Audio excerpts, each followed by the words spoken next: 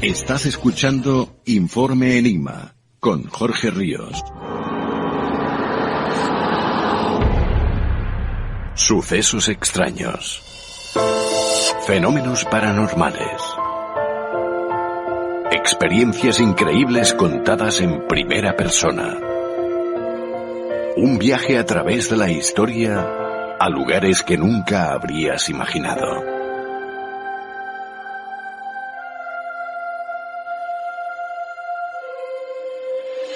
Un viaje lleno de misterio.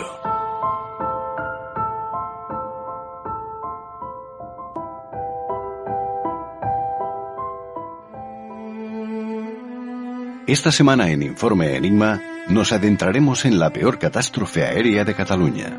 Viajaremos con Iván Castro Palacios al 3 de julio de 1970 para conocer las causas por las que el Comet 4 de la compañía Danair, que cubría la ruta Manchester-Barcelona, se estrelló en el macizo del Montseny, concretamente en el Pico de las Agudas, dejando un balance de 113 víctimas mortales. ¿Cuál fue la causa del accidente? ¿Fue un error de comunicación entre la tripulación y la torre de control del aeropuerto del Prat? ¿Dónde estuvo el Comet 4 los 40 minutos que la torre de aproximación lo perdió de vista? ¿Estuvo el fenómeno ovni involucrado en el siniestro? ¿Por qué no había restos de ningún incendio en la zona cero? Y para finalizar, hoy en Voces del Más Allá con Yolanda Martínez hablamos sobre experiencias cercanas a la muerte. Recordad que desde este momento tenéis a vuestra disposición todas nuestras redes sociales. A través de Facebook en Informe Enigma, a través de Twitter en Enigma-RPA o a través de nuestro correo electrónico enigma-rpa@hotmail.com. Vivimos en una sociedad de profilaxis extrema, de paranoia al riesgo, de tenerlo todo bajo control, de una sobreprotección que roza lo patológico, olvidándonos de que estar vivo no es solo continuar respirando, va mucho más allá. Sin embargo, los accidentes ocurren, son hechos inevitables que comportan situaciones trágicas y de vez en cuando nuestra propia muerte o la de un ser querido. Todo forma parte del ciclo de la vida. Y quizá la única forma de minimizar ese riesgo sería quedándonos en casa sin movernos jamás. Pero es algo prácticamente imposible. Nos movemos, nos desplazamos y viajamos y por ello ocurren todo tipo de catástrofes que en muchas ocasiones resuelven con un final inesperado. Hoy hablamos de una página negra de la aviación que se cobró la vida de 113 personas y para ello nos desplazamos al 3 de julio de 1970, concretamente al macizo del Montseny, para resolver algunas de las grandes incógnitas que a día de hoy aún giran en torno al accidente aéreo más importante de Cataluña, el del vuelo 1903 de la compañía Danair, o más conocido como el accidente del Comet 4. ¿Cuál es la altura que indica el avión que tiene alguna referencia? 2 miles terrain. 2 miles terrain. 2 miles terrain. 2 miles terrain. 2 miles terrain. 2 miles terrain. 2 miles terrain. 2 miles terrain. 2 miles terrain. 2 miles terrain. 2 miles terrain. 2 miles terrain. 2 miles terrain. 2 miles terrain. ¿Pero qué hacemos con el tren? No sabes qué ver. Estamos impactando en agua. Dale, perdida. 2 miles terrain. 2 miles terrain.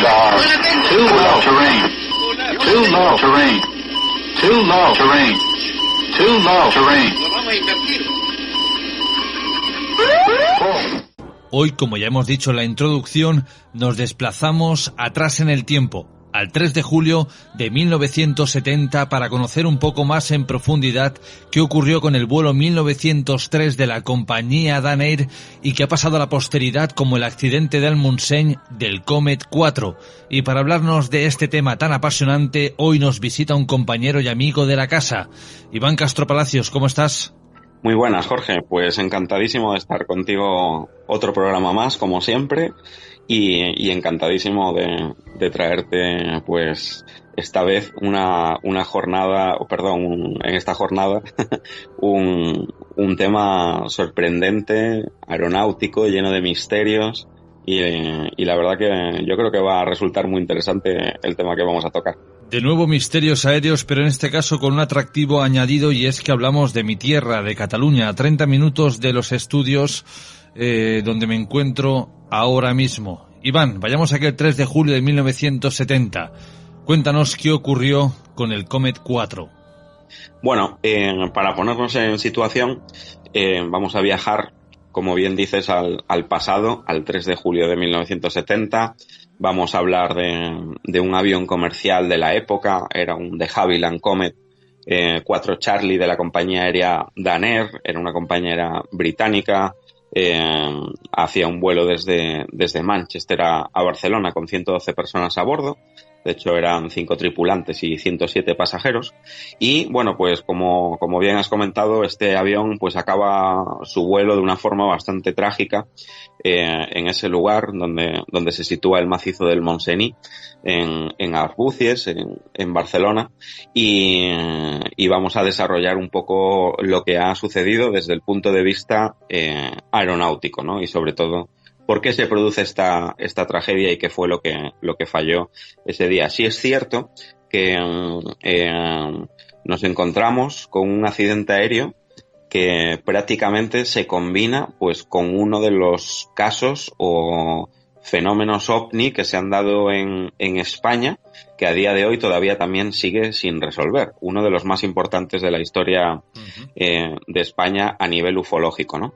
Nos vamos a hablar de la tripulación ahora. La tripulación, su comandante tenía 48 años, de hecho era un expiloto de la Royal Air Force, de las Fuerzas Aéreas Inglesas, y antes de trabajar para esta compañía Danair también había estado trabajando para la British Eagle, que era otra empresa británica del momento. Y en el momento del accidente, este hombre tenía 7.427 horas de vuelo, 605 horas pues ya las había hecho en este modelo de Havilland, y 29 horas tenía escasas como comandante. No quiere decir que no tenga experiencia en las decisiones de un vuelo, ¿no? Sin embargo, llevaba 29 horas ejerciendo la compañía como comandante. Era su primer vuelo a Barcelona, eso sí, como piloto, y el copiloto, el primer oficial, tenía un poquito más joven, 41 años, tenía 4.765 horas de vuelo, tenía 189 horas en el avión, en el Comet 4.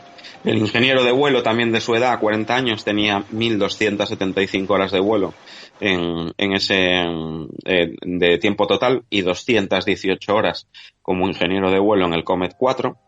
Era uno de los ingenieros de vuelo más estimados y más eficientes de la compañía, también por lo que se contaba en aquel momento. Y este avión, el Comet de Danair, despega a las 16:08 del aeropuerto de Manchester con rumbo a Barcelona. En un primer momento se presenta una ruta con un plan de vuelo y que luego es modificado en medio del trayecto debido a un tráfico aéreo muy intenso ese día, sobre todo por la zona de París. Y al final el avión pues es autorizado por París Control a realizar una ruta alternativa Nantes-Toulouse, y después de atravesar la frontera por los Pirineos pues tendría que pasar sobre un punto determinado, el punto Bravo, que se correspondía en aquel entonces al punto Berga aeronáutico, y tendrían que seguir una ruta aérea que era la ruta Upper Bravo 31. A las 17:57 el Comet ya reporta que está cruzando la frontera española, lleva un rumbo exacto de 193 grados, y a las 18:02 horas el aparato pues pasa exactamente a 99 kilómetros a la izquierda de ese punto Bravo Berga, y pasa paralelo a esa ruta que se le había dado, ¿no? El Upper Bravo el 31, siguiendo el rumbo 193 que llevaba. Contacta con Barcelona Aproximación, el controlador aéreo le dice al piloto pues que debe de hacer un pequeño cambio y tiene que poner un cambio de ruta con rumbo 140, y el comandante pues confirma la instrucción con el ATC, con el control, y realiza ese cambio de rumbo. Con esa maniobra y además confirma en ese momento que ya está autorizado a descender a unos 2.000 metros de altitud, aproximadamente a un nivel de vuelo 060, y a las 18:02 reporta que pasa sobre Sabadell, cuando está exactamente a esos 29 kilómetros a la izquierda del punto Bravo. Aquí viene el primer error en ese día, porque ya es una cadena de errores que se van juntando. El aparato, cuando el comandante cuando reporta al control aéreo que está pasando sobre Sabadell, en realidad él se encontraba a 52 kilómetros de la vertical de Sabadell.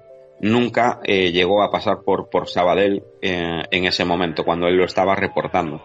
Además, también se da pues esa coincidencia de ese error del comandante con una coincidencia con un error del control aéreo de Barcelona, porque de repente los controladores de Barcelona, cuando el Comet está diciendo que está situado en la vertical de Sabadell, el radar de Barcelona está detectando un eco, que es un punto en la pantalla del radar, exactamente sobre la vertical de Sabadell, y además tiene un rumbo y una velocidad que coinciden o coincidían en ese momento con la velocidad del avión del Comet 4 de Daner.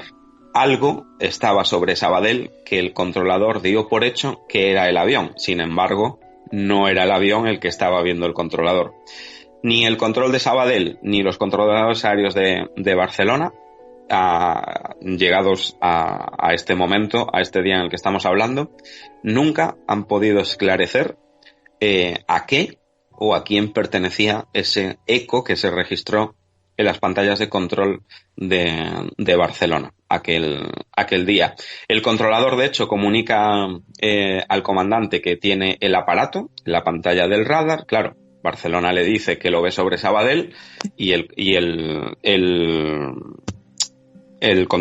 comandante se queda pues tan tranquilo, sabiendo que está dando su posición correcta, ¿no? Y le autoriza a seguir un descenso a 2.800 pies, que es ya menos de 1.000 metros, ¿no?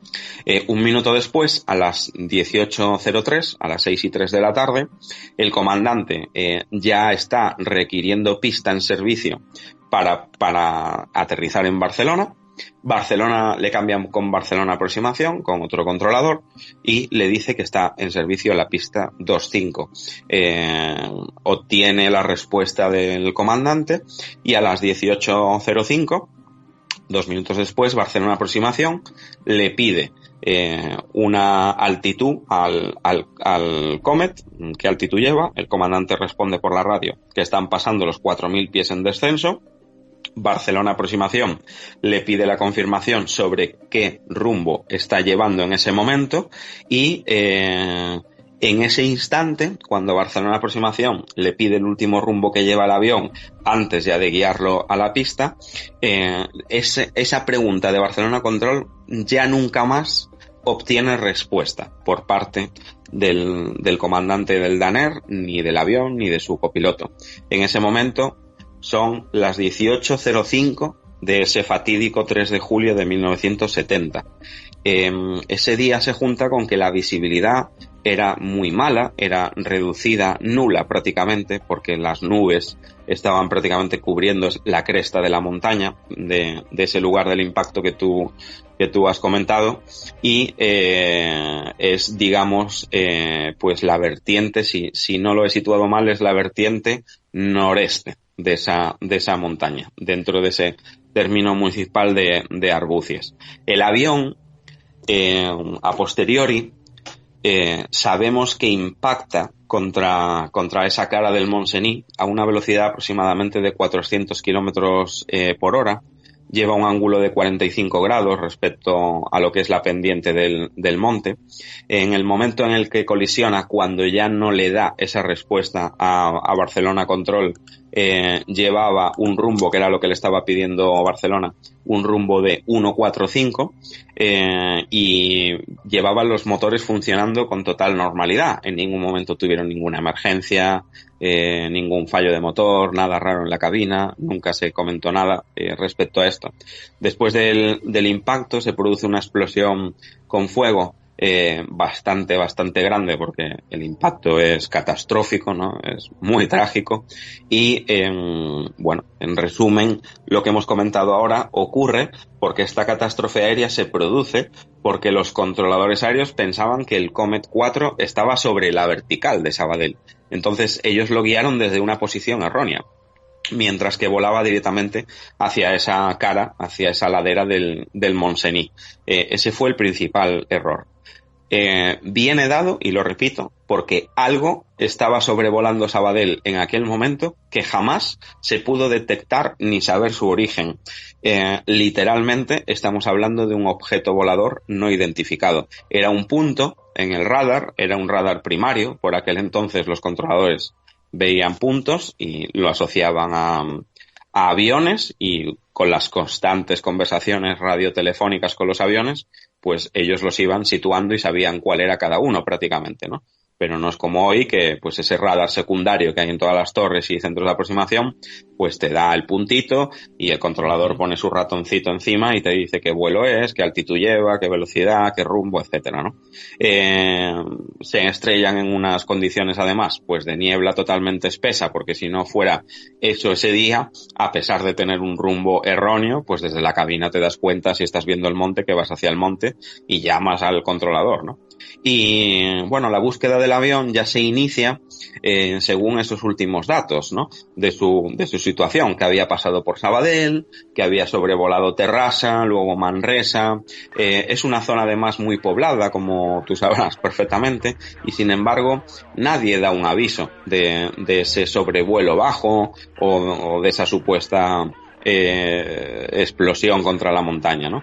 Entonces, de hecho, en los primeros instantes se piensa que el avión se puede haber perdido en el mar o cerca de la costa. Por la zona de Mataró empezaron a buscar y sin embargo el avión pues había desaparecido totalmente sin dejar rastro. Sin embargo, hubo 3 hermanos de una familia que vivía en una población de Viladrau, que fueron los que dieron en un primer momento, cuando consiguieron hablar con la Guardia Civil, la localización del avión o de los restos, ¿no? Porque ellos se enteran por la radio y por la prensa de que ha desaparecido el Comet enseguida, en los siguientes minutos, y sin embargo ellos se dan cuenta que han visto pasar ese avión a muy escasa altitud, aproximadamente como unos 300 metros encima de sus cabezas, y comentan que, claro, de hecho ellos se quedan un poco extrañados, como diciendo, está sobrevolando muy bajo esta zona de montaña y estos se van a estrellar volando tan bajo y en niebla.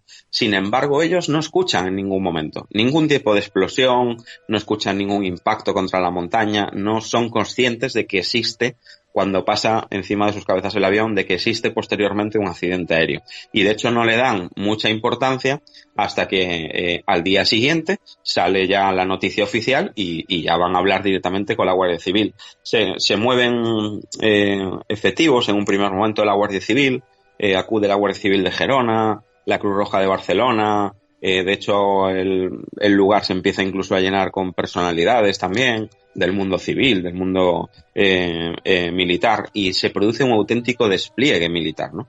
Hay, de hecho, también pues cargos políticos que llegan a la zona, hay representación inglesa, representación española, podemos situar en aquel momento como llegan 77 soldados del Regimiento 9 de San Climent, de Sasebas, llegan 110 bomberos de Barcelona, 25 voluntarios de la Cruz Roja de Barcelona, el general jefe del sector aéreo de Cataluña, gobernadores civiles, gobernadores militares de Gerona, el presidente de la Diputación de Barcelona, un montón de autoridades. Llegan también miembros del consulado inglés en Barcelona. Llega también otro diverso personal del sector aéreo de Cataluña, llega un alto cargo de la compañía Daner, que era la compañía implicada en el accidente, y llega además un patólogo de la Royal Air Force, ¿no? Un patólogo de la RAF, y se juntan allí todas estas personas con un delegado de la aviación civil inglesa, y además hay también 2 expertos del Ministerio de Comercio británico. Todos ellos, más o menos, pues en global, forman un poco un equipo para empezar a buscar y descifrar las causas y sobre todo para reconocer cuerpos, buscar cuerpos y localizar todos los cadáveres, ¿no? Se dijo desde el primer momento que la presencia militar había sido muy exagerada, aparte de que es cierto que iban a ayudar, pero que había sido muy, muy exagerada. ¿Por qué? Porque siempre se comentó que buscaban algo en concreto. De hecho, había gente allí que luego posteriormente, pues dando testimonios, etcétera, estaban buscando algún tipo de prueba que podría, pues también, al mismo tiempo desvelarnos, ¿no? Que fue lo que pasó entre las 18:05, en el que se tiene el último contacto del avión, y las 18:40. Date cuenta que te estoy contando ahora este primer dato súper importante. Son 35 minutos desde que es la última comunicación del avión, y las 18:40, que es la que marcan diversos relojes que se encuentran en los cuerpos de los pasajeros fallecidos, diversos relojes del avión, y todos marcan las 18:40.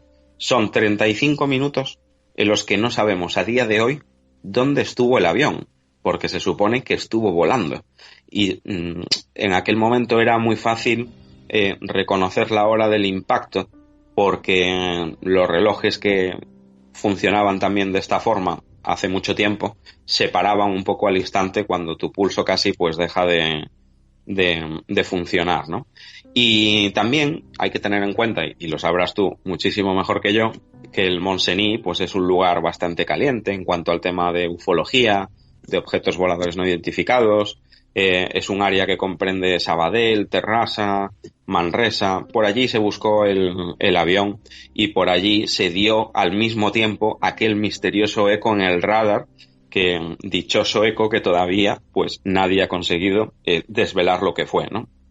También fue ese lugar, si echamos un poco la vista atrás, fue el famoso lugar donde aquellos suicidas de Terrassa, que es un caso también muy conocido, se dio, ¿no? Y donde apareció una de sus supuestas cartas, me parece, unas cartas póstumas que ellos dejaron. Siempre declararon que ellos habían tenido un contacto extraterrestre, además ese mismo año, en 1970. De hecho, una de sus cartas que dejaron decía: sabéis que el tema de los ovnis nos apasiona como a vosotros, y esto desde hace mucho tiempo. Lo que no sabéis es el contacto directo que desde este año, 1970, tenemos con ellos. Eso fue una de las frases que apareció en una de las cartas póstumas de los suicidas de Terrassa. A través de un periodista de La Vanguardia, por aquel entonces, pues tuvimos muchísima más información, porque fue una de las primeras personas que llegó. Enric Casals llegó allí al lugar de los hechos. Estuvo, de hecho, en todo momento, ¿no? Con los miembros militares, con las autoridades, etcétera. Y él contaba cómo a los cadáveres los metían en bolsas de plástico transparentes. Luego empezaron a contabilizar. Claro, había muchísimos cuerpos desmembrados. El panorama era horrible, ¿no? Como en cualquier catástrofe aérea, ¿no? Entonces empiezan a contabilizar cabezas, y no todos los cuerpos tenían una cabeza, digamos que unida, ¿no? Y, claro, si encontraban también cabezas, pues más o menos podían definir el número de fallecidos y encontrar prácticamente todos los restos de las personas, o saber que al menos los tenían a todos, ¿no? Y las fueron metiendo también en bolsas, en un camión. Las llevaban luego posteriormente a un cementerio donde se cavó una fosa provisional. Había unos hombres con bata blanca que se supone, bueno, pues que eran forenses, y montaron allí una especie de mesas provisionales en ese cementerio, y van abriendo bolsas, contando cabezas, y resulta que salen un total de 113 cabezas, y sin embargo en la lista de pasaje más la tripulación sabemos perfectamente que viajaban 112 personas. Había 112 nombres totales como ocupantes del avión. Aparecen 113 cabezas. En principio hacen una serie de recuentos para cerciorarse de que no están equivocados. ellos las vuelven a meter cuando las cuentan en los sacos, las vuelven a echar en esa fosa y se empieza a investigar, claro, al momento, si en esa zona ha desaparecido alguna persona, si falta alguien, si se ha denunciado alguna desaparición, si se ha echado de menos a alguien en alguna casa, pues en ningún momento se produce ningún tipo de denuncia ni a la Guardia Civil ni a ningún cuerpo de seguridad, una denuncia de desaparición sobre algún tipo de persona que haya desaparecido en la zona. Es uno de los misterios. Bueno, no hay en aquel entonces las mismas medidas de seguridad, digamos, que hay en los aeropuertos hoy en día, ¿no? Las medidas de seguridad eran mucho más laxas en aquel entonces. La aviación, como quien dice, estaba pues en pleno auge. Esa aviación comercial un poco prehistórica ya, como lo llamo yo.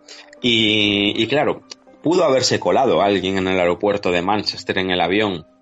Es difícil que lo hiciera y no se descarta, ¿no?, esa hipótesis. Pero lo cierto es que en la lista oficial iban 112 personas. Si alguien va en la cabina con los pilotos porque es un tripulante extra, etcétera, se anotan los papeles, queda registro en el suelo antes de partir el avión. Es imposible que no se sepa, al menos dentro de lo que es el espacio en la cabina de vuelo y en el espacio de pasajeros, que si alguien va de más, que no se haya contabilizado. Es muy raro. Y bueno, pues después de todo este panorama, por allí estaban trabajando los patólogos de la RAF, de la Royal Air Force, y parece ser que los periodistas en todo momento dijeron que estos patólogos, estos forenses, que trabajaban con muchísima prisa para enterrar aquellos cuerpos. Y de hecho, se trabajó con tanta prisa que hay mucha gente que afirma que estos cuerpos no se cercioraron bien de las identidades, no se corroboraron bien con la lista de pasajeros, no se cercioraron del todo si podría haber incluso una persona más después de haber contado esas 113 cabezas, buscando pues otros restos de ese supuesto cuerpo que no coincidía con ninguno de los pasajeros, y la sensación era de que algo querían esconder, ¿no? Y de hecho siempre se acusó un poco a las autoridades militares de que siempre en aquel momento quisieron esconder con rapidez algo en torno a lo que había sucedido, algún detalle que igual la prensa no llegó a darse cuenta, estando allí incluso. Algo ellos estaban ocultando. Las víctimas, principalmente, pues eran británicas, eran familias enteras, fallecieron familias enteras. La familia fallecida, por ejemplo, con menos víctimas era un matrimonio. De hecho, todos venían de vacaciones a España y bueno, sus cuerpos pues luego posteriormente tenían que ser repatriados al Reino Unido. Al final, pues esos supuestos 112 fallecidos son enterrados en el cementerio de Arbúcies, en una ceremonia además en la que muy digna, con las banderas inglesas, con la bandera española. Y otro error que parece bastante intencionado es que en un primer momento se mantiene bastante preservado el lugar donde durante más de 40 años sucedió el verdadero accidente. Prácticamente en estos 40 años, después de 1970, poca gente lograba llegar al sitio, que también tú lo sabrás mejor que yo, porque has estado allí, al lugar real del punto de impacto del avión, porque se publica pues a nivel nacional y a nivel europeo un croquis en el periódico La Vanguardia, donde supuestamente se estrella un plano, donde supuestamente se estrella el avión, y al final resulta que ese plano lleva a un lugar donde era totalmente falso, que el avión se hubiera estrellado allí. Era un croquis totalmente erróneo y bueno, no sabemos si se hizo aposta o no, pero es cierto que la mayoría de los curiosos no lograban llegar al lugar de la tragedia, sobre todo en los primeros años. Ya cuando la gente empieza a pasear más por el monte y tal, se empiezan a dar cuenta muchos que el lugar del impacto es otro porque, y tú bien lo sabrás, todavía existen restos del avión prácticamente esparcidos por esa cara de la montaña, ¿no? Y bueno, también hubo otro, de hecho, curiosamente hubo otro accidente aéreo en el Mont-Cenis en el año 1959, 11 años antes, ¿no? Y bueno, entre uno y otro, es cierto que se mantuvo muy, muy preservado ese lugar de curiosos y la gente durante muchos años no lograba llegar al sitio pues para curiosear, por si había quedado algún resto y tal del avión, ¿no?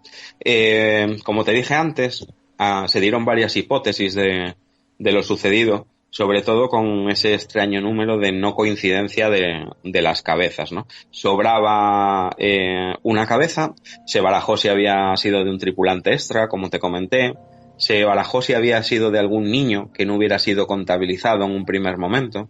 Luego se descartó esta hipótesis porque el tamaño de la cabeza correspondía a una persona adulta.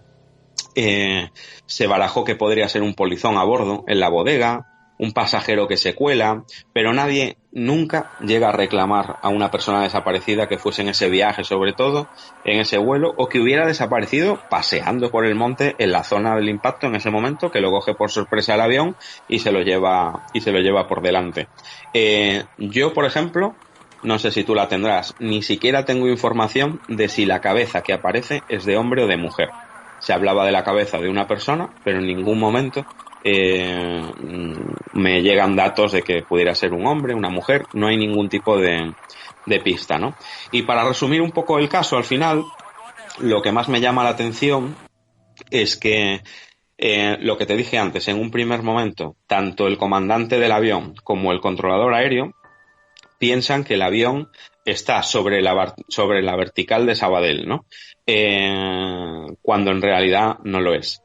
Es muy difícil que en un accidente de avión las dos partes, tanto control aéreo como piloto, o como tripulación en conjunto, es muy difícil que los dos se equivoquen a la vez. ¿Qué quiere decir esto? Que uno de los dos estaba en lo cierto, o al menos él pensaba que estaba en lo cierto. Y ahí es donde se sabe que realmente el avión se encuentra a 52 kilómetros de esa posición, en una zona donde además había reportes de gente investigadora, etcétera, que no era la primera vez que ya se hablaba en aquella zona de algún posible salto espacio-temporal, algún posible portal espacio-temporal. Ha habido experiencias en esa zona del Mont-Cenis y en esa zona de Sabadell donde la gente ha contado que de repente pues está en un sitio y luego está en el otro en el mismo instante. Y es muy difícil que esa tripulación y el controlador aéreo se equivocasen a la vez. ¿Qué ocurrió? Que está claro que la tripulación estaba totalmente equivocada y fuera totalmente de su conciencia situacional, no sabían dónde estaban y pensaban que estaban encima de Sabadell, pero es muy difícil que el controlador aéreo se hubiera equivocado. Entonces, esto confirma prácticamente en un 99,9% de que ese punto que vio el controlador era algo que estaba volando encima de Sabadell. Nunca se ha sabido el origen, pero algo existía y lo estaba detectando el radar. Eso está más que confirmado. Los relojes, pues el avión desaparece a las 18:05 horas, los relojes de los pasajeros de la mayoría se encuentran parados a las 18:40 por el impacto tan brutal que sufren sus cuerpos, 35 minutos volando, dando vueltas sin que nadie lo detecte en una zona urbana, en una zona montañosa, no existen durante 35 minutos ni una sola comunicación. Si cogemos las características de este reactor de la época, en 35 minutos se puede hacer un vuelo con su velocidad Barcelona-Palma de Mallorca, por ejemplo, que es un trayecto bastante más largo que ir de Sabadell al Mont-Cenis. Es absolutamente increíble que un avión estuviera dando 35 minutos vueltas sobre una zona sin que nadie, absolutamente nadie, lo viera. Y esto, pues, confirma en un alto grado de probabilidad que el avión se habría metido o en alguna zona de este tipo. No sé si contigo pues ya he tocado el caso del vuelo de Aviaco, el 502 en el norte de España, cuando también estuvo volando 20 minutos más de lo que realmente tendrían que haber volado y se metieron en una zona similar. Pues este tipo de casos, que como el que ha vivido el Comet, lo único que señalan y que demuestran es que en diversas zonas se pueden abrir en un momento determinado algún tipo de portales espaciotemporales donde el avión ya no sé decirte más. Si se pierde en otra dimensión, si de ese punto pasa a otra. Imagínate que se metió pues en algún sitio de este tipo y reaparece delante de la falda de la montaña y no tiene oportunidad de salvarse y va directo a la montaña. Pueden haber pasado 10.000 cosas una vez que se mete en un área totalmente desconocida para nosotros, para los expertos, para los científicos y para todo tipo de personal que investigue en estas causas, ¿no? Y para terminar, pues otro dato súper importante de esta investigación, pues es cuando posteriormente pues se hacen una serie de investigaciones en la zona, se van a recoger, como todo buen investigador, cuando hay una tragedia, pues va a investigar lugares donde han quedado marcados con una energía negativa, trágica, donde ha habido mucha tristeza, donde ha habido muertes violentas, que se dice que quedan impregnadas, ¿no?, de esa energía que luego vosotros recogéis investigando y grabando psicofonías. Y se recoge una psicofonía en inglés que se hizo muy famosa después de este accidente, y se recogen claramente dos palabras, ¿no? Se recogen las palabras "okis safe", es como si dijeras en español de acuerdo, seguro, ¿no? "Okis safe". Se coloca una grabadora en aquel momento dentro de una caja, se coloca la caja dentro de una bolsa, la bolsa la dejan colgada allí en un árbol, en un sitio además de muy, muy difícil acceso, y incluso se colocan termómetros digitales que registran un descenso de temperatura cuando se dan esas psicofonías de 22 a 18 grados, de repente, en ese mismo lugar de la tragedia. Cualquiera de vosotros de la audiencia, en YouTube pueden encontrar la famosa psicofonía grabada, le ponen "Catástrofe Montseny psicofonía" y salen muchos vídeos y se escucha perfectamente. Además son dos palabras como si dijeras en inglés, ¿no? Un inglés muy elegante, y se escuchan perfectamente, ¿no? Y bueno, pues para ya concluir, yo creo que los que nos dedicamos a esta profesión, a la navegación aérea, a pilotar, a los controladores aéreos, que dirigen aviones desde sus pantallas, etcétera, en aquel momento es cierto que el accidente pensamos que sería totalmente imposible, por ejemplo, con el sistema GPS, el sistema de posicionamiento global que usamos hoy en día en todos los aviones, porque siempre marca exactamente la posición del avión, ¿no? En la pantalla sobre un mapa sabes siempre el obstáculo que tienes delante, a un lado, al otro, y cómo salir de esa situación, porque te da el punto exacto donde estás en cada momento, ¿no? En 1970, si ese avión hubiera tenido un GPS, en principio la catástrofe no se habría dado. Con la confusión del piloto y la posible confusión o no del controlador aéreo, los llevó directamente contra la falda de aquella montaña. Eso no es el misterio de hoy ni el enigma de hoy.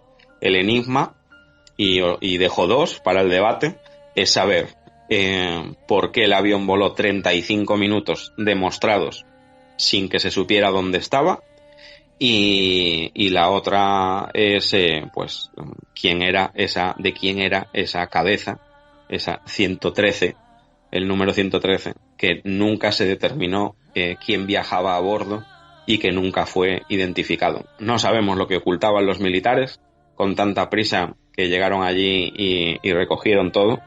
Y bueno, Jorge, esto es un poco el punto de vista aeronáutico, o el análisis aeronáutico de la tragedia, porque me imagino que luego vosotros pues lo investigáis en otro sentido, ¿no? Como el de las psicofonías y todo lo que pueda quedar en aquel entorno remanente, ¿no? Hoy en día.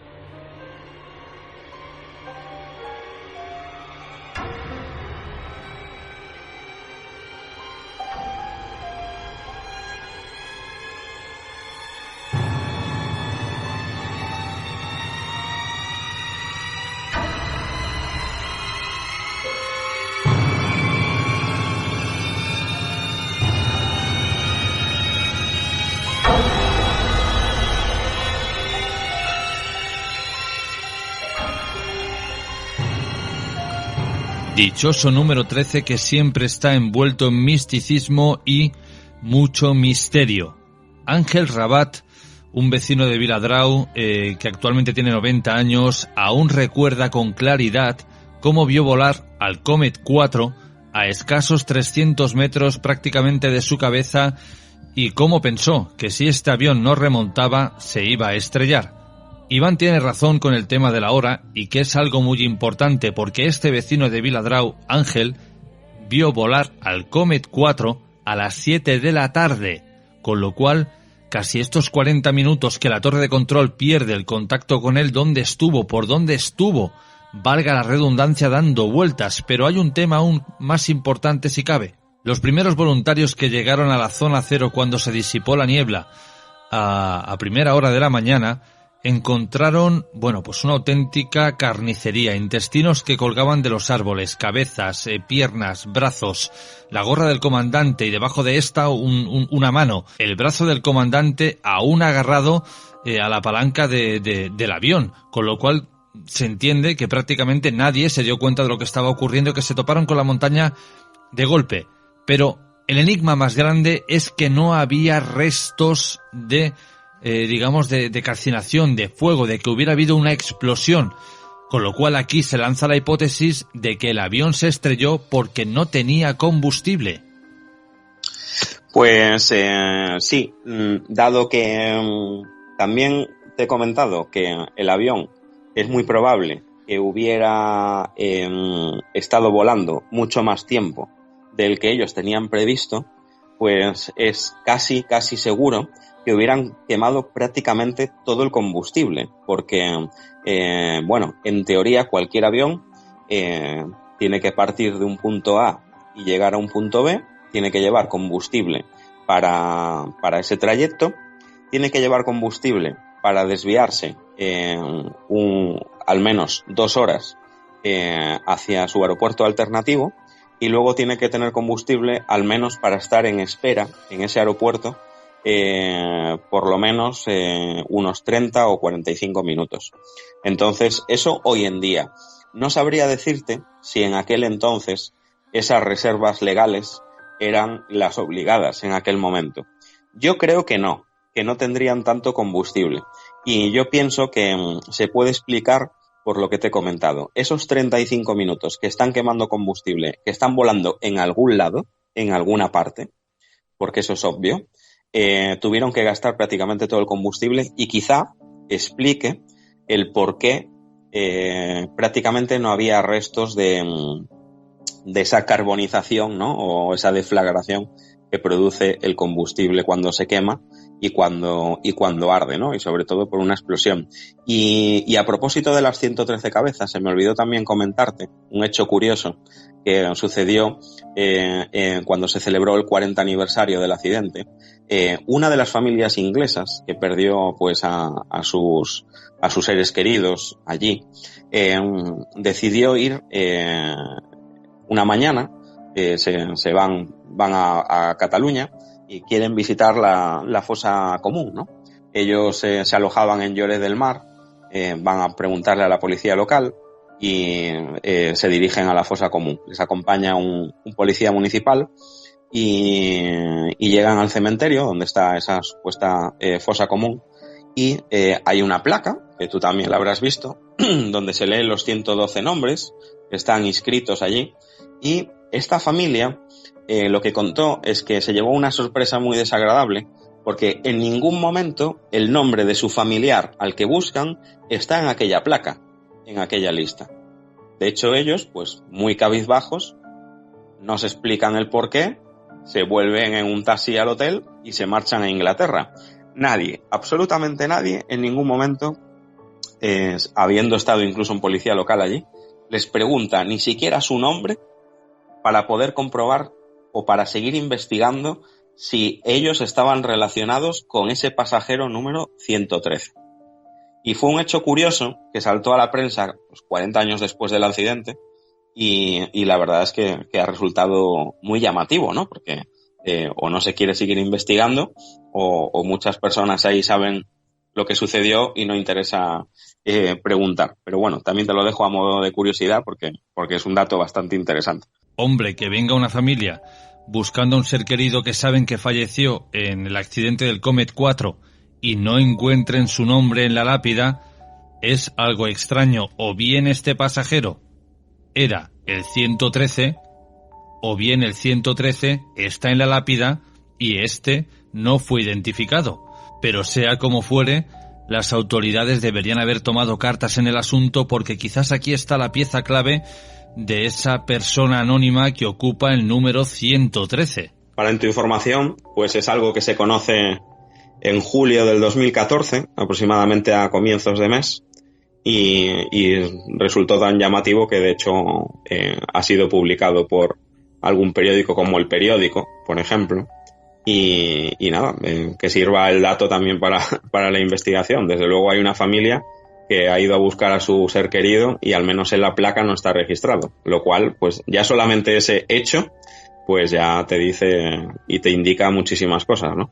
Que el trabajo no se hizo bien en su día, obviamente. Aunque estamos ante un hecho realmente misterioso, corrígeme si me equivoco, Iván, el capitán era la primera vez que volaba a Barcelona, pero el vuelo en sí tenía que ser un vuelo normal como los que podemos coger, por ejemplo, para ir desde la península hasta las Baleares o para movernos precisamente, yo que sé, desde Barcelona hasta Madrid, hasta Málaga, es decir, un vuelo de corta distancia. Uh-huh. Es una ruta, no tiene ningún tipo de complicación. La ruta que transcurre por encima de los Pirineos la pasas a muchísima altitud, incluso teniendo mal tiempo vas muy elevado sobre esa zona. Entonces no tenía, digamos, que ninguna dificultad. Áreas, la gente se puede pensar que áreas como Barcelona o Madrid, que son colapsadas, ¿no?, en cuanto a tráfico aéreo, que es muy arriesgado, ¿no?, volar por allí y tal. Todo lo contrario, porque de hecho los controladores te vectorizan siempre. Te están dando rumbos y altitudes constantes y ellos van separando muy bien a todos los tráficos aéreos entre sí. Y es muy difícil que pase algo porque está todo tan medido que ellos mismos te llevan prácticamente a la cabecera de la pista, que solo tienes que llegar y posar el avión, ¿no? Entonces son zonas muy controladas y no tendría que haber tenido ningún tipo de problema. Es cierto que estamos hablando de una época, como te dije antes, pues pre-GPS, y todos estos accidentes hoy en día con GPS pues es infinitamente más difícil, no imposible, pero que más difícil que ocurran, pues por supuesto, ¿no?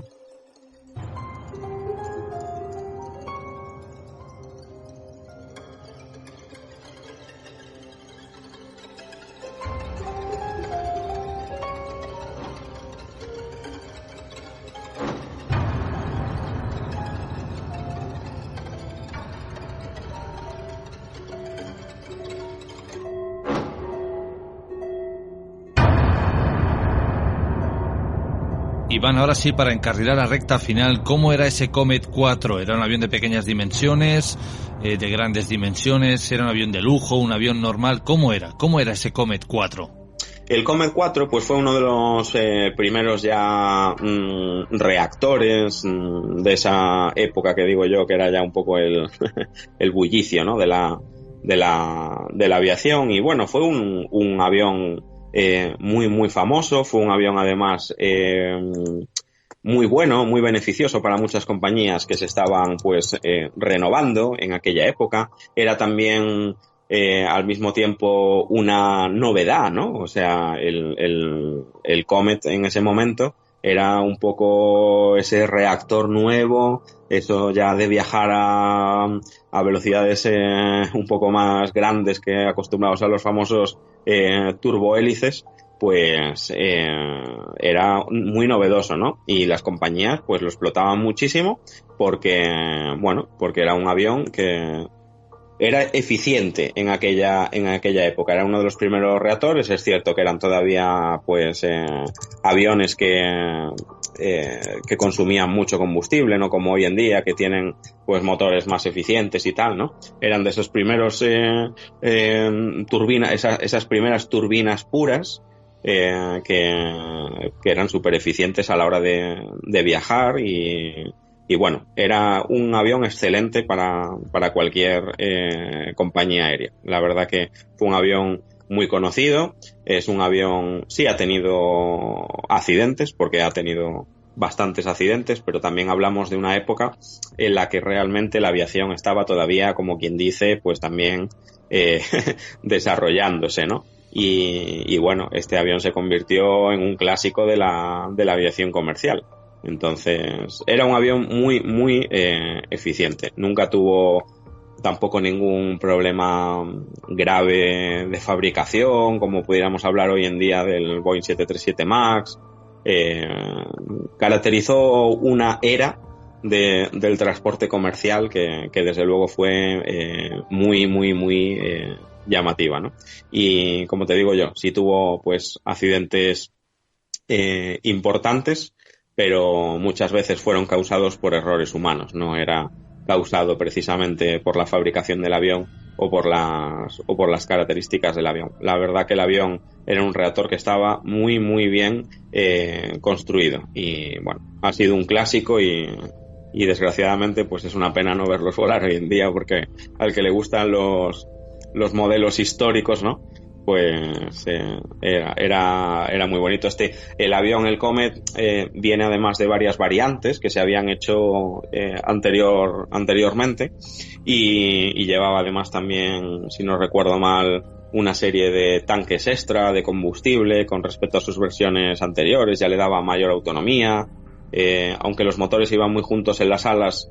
Era cuatrimotor, porque era en 4 motores, lo que pasa que llevaba 2 y 2, pero muy pegados en cada ala.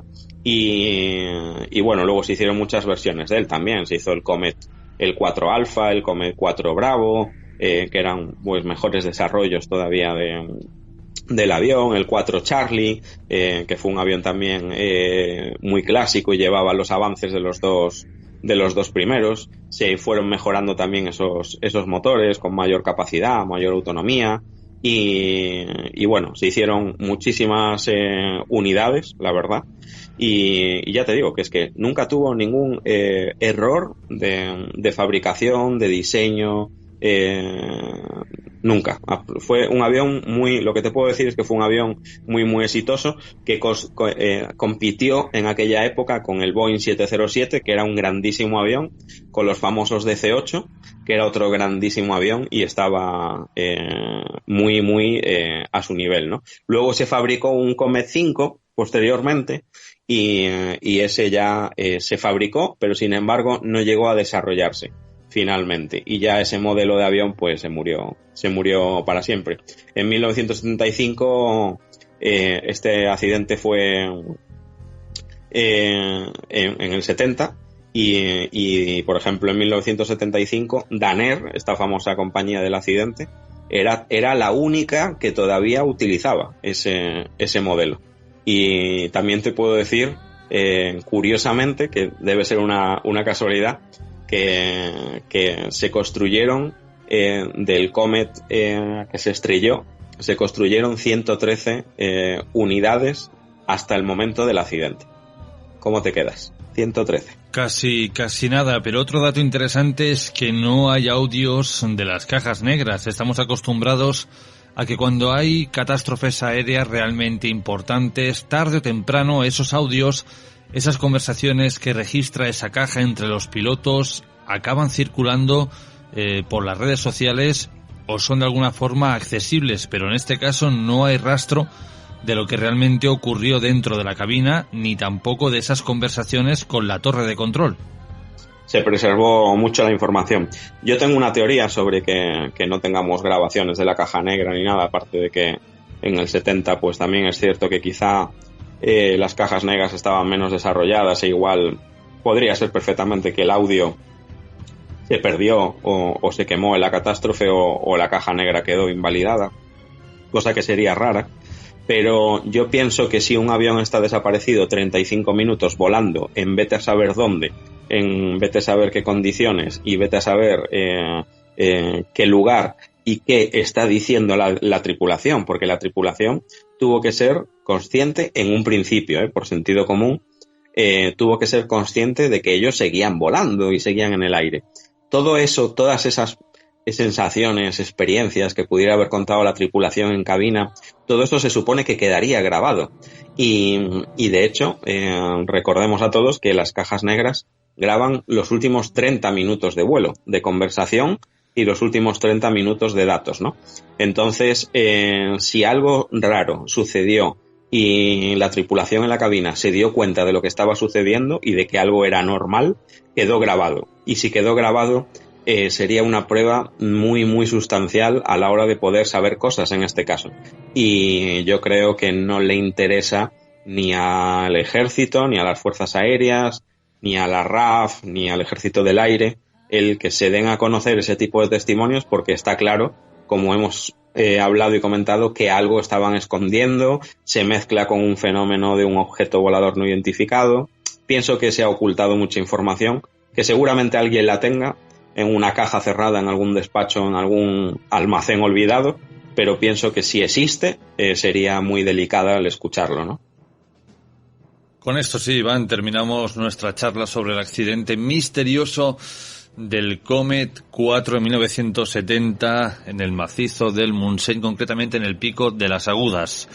Compañero, como siempre, un placer que nos hayas traído otro misterio aéreo, y en este caso sí que es un misterio aún por resolver.